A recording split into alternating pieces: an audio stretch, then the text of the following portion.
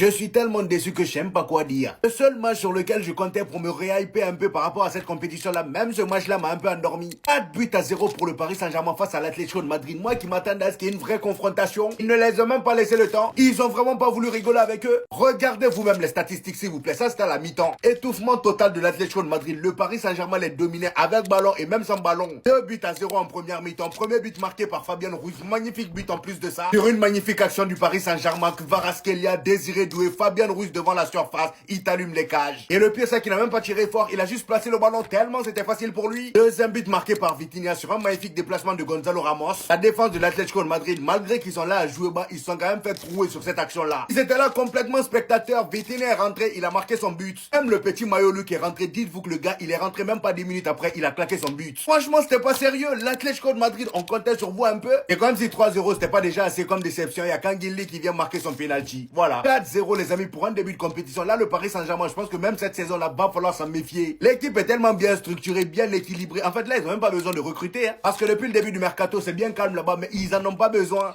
C'est ça le thème de la Coupe du Monde des clubs? Des forts contre des nuls? Non, je suis désolé. Tout à l'heure, il y avait une excuse. Les mecs, ils ont posé des congés, c'était des boulangers, c'était des serveurs. Mais là, 4-0, 26% de possession de balle et un tir cadré en 90 minutes. Alors oui, le Paris Saint-Germain est beaucoup trop fort pour ses adversaires. Oui, le Paris Saint-Germain est bon. Oui, le Paris Saint-Germain est fabuleux. Voilà, comme ça vous allez pas dire qu'on dit ça à chaque adversaire. Mais je suis désolé, y a pas que ça. Les matchs, on les voit. L'Atlético, c'était nul. C'est pas parce que le Paris Saint-Germain est fort que l'Atlético est aussi nul. Le Paris Saint-Germain a sa part de responsabilité, son pressing et tout ce que vous voulez. Mais c'est pas parce que le Paris Saint-Germain est fort que Sorloth a raté ça. Oui, gros chien avec ta mâchoire carrée, on dirait t'as mangé une GameCube. S'il avait joué contre le Barça ou le Real, croyez-moi que celle-là l'aurait fini au fond. Mais alhamdoulilah, tout va bien. Je me rassure comme je peux en me disant que Clément Langlais n'est plus un joueur du FC Barcelone. Merci d'avoir résilié son contrat. De toute façon, c'est le Paris Saint-Germain qui gagnera la Coupe du Monde des clubs. Et je dis pas ça à cause du 4-0. Je pense très sincèrement qu'ils vont faire le quadruplé et remporter les 2 premières nouvelles éditions de la Ligue des Champions et de la Coupe du Monde des clubs. Et honnêtement, ça sera mérité parce que le Paris Saint-Germain, ils font un match parfait. Presque sans forcer, ils ont éteint l'Atlético. Eux qui ont une poule de fous, ils vont nous rendre cette poule une poule ridicule. Bah bravo les Parisiens. Bravo. Comme quoi, des fois, le football, à la fin, c'est juste le meilleur qui gagne. Ils sont juste devenus trop forts. Midi, sous 31 degrés, avec toute cette chaleur, en continuité de tout ce qu'ils ont fourni cette saison. Je suis désolé l'Atlético Madrid. Il y a certes eu cette action en votre défaveur, la main de Nuno Mendes, où l'arbitre en a même en l'occurrence laissé l'avantage à la base. Et voilà ce que vous ratez. Pile quand il y a 2-0 pour le Paris Saint-Germain. Sorloth qui vient de rentrer dans le match, qui vient louper cet immanquable. Alors qu'il avait l'opportunité de réduire le match à un but d'écart. La vérité dans le fond c'est que vous n'avez vraiment pas été à la hauteur. Ou bien ils ont été trop forts. Qu'est-ce qui différencie Vitinha de la saison où Rodri a obtenu le ballon d'or devant Vinicius? Venant encore une fois après une percée solo offensive, inscrire ce but en pleine surface pour permettre à son équipe de faire le break. Vitinha est littéralement devenu le boss du milieu de terrain du football actuel. Est-ce qu'on se rend réellement compte de ce qu'il est en train de réaliser? Autant lui que son coéquipier, bien évidemment le Portugal Saint-Germain. À quel point il est devenu fort défensivement parlant. Une chose est sûre dans tout ça, alors qu'on se plaignait beaucoup de ce début de compétition, les champions d'Europe ont bien rempli le stade, ont su donner une continuité à ce qu'ils ont proposé durant toute la saison, et on dirait bien qu'ils partent favoris pour l'instant.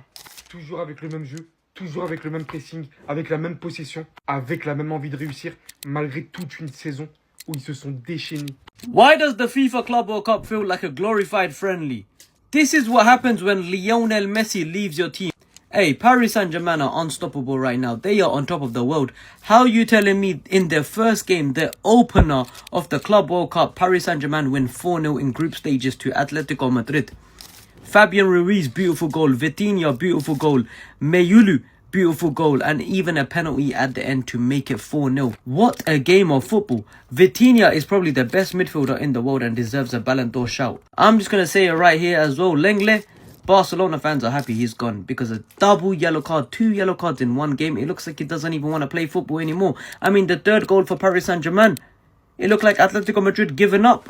I don't know how this wasn't a red card for Nuno Mendes though, I'm going to be honest. How is this a straight yellow when you stopped a one-on-one? Yeah, this was a yellow card. I mean, Sorloth did miss an open goal as well. I'm not going to lie though, that game was there for Atletico Madrid to take. It's just Referee was a bit awful, but Paris Saint-Germain were all over Atletico Madrid. Their defense, Atletico Madrid's defense, bro. There's a reason why they're looking at Andy Robertson. They don't know what defenders to sign. They just go with anyone. They go with anyone with a big name. Atletico Madrid, you need to sort out your defense. Paris Saint-Germain, though, 4 goals, 4 different goal scorers. Vitinha should be in Ballon d'Or candidate. But bear in mind, they did this without Dembele. No Dembele today, and they won 4-0. The 3rd game in on the Club World Cup, and you're telling me we already got 14 goals in 3 games. Inter Miami 0-0 Al Ahly. Bayern Munich 10-0 Auckland City. And then Paris Saint-Germain 4-0 Atletico. 3 games in, 14 goals. C'est toujours des crèves la dalle, ils ont faim et t'envoient un message immédiatement 4-0 face à l'Atleti. Dans un match où le PSG a été exceptionnel. L'Atlético n'a pas vu le jour, l'Atlético a galéré, l'Atlético a eu du mal à être dangereux. Plus sur un match où tu as joué à midi, sous 100 000 degrés, avec de l'humidité, à midi. À midi et tu sors cette prestation-là. Chapeau. Parce qu'aujourd'hui, on a vu un PSG qui n'a pas blagué, un PSG qui a toujours la même dalle, un PSG qui a toujours la même envie. Ils n'ont rien réussi à faire. Et il faut quand même dire quelque chose, les gars, c'est que là, on a battu l'Inter 5-0 et l'Atlético 4-0 sur les 2 derniers matchs du PSG. Contre 2 équipes qui sont dites comme des bêtes noires pour le PSG ou des équipes dont le jeu peut poser problème au PSG. Des équipes défensives qui contre. Tu leur mets 9-0 en 2 matchs. 9-0 en 2 matchs. C'est impressionnant.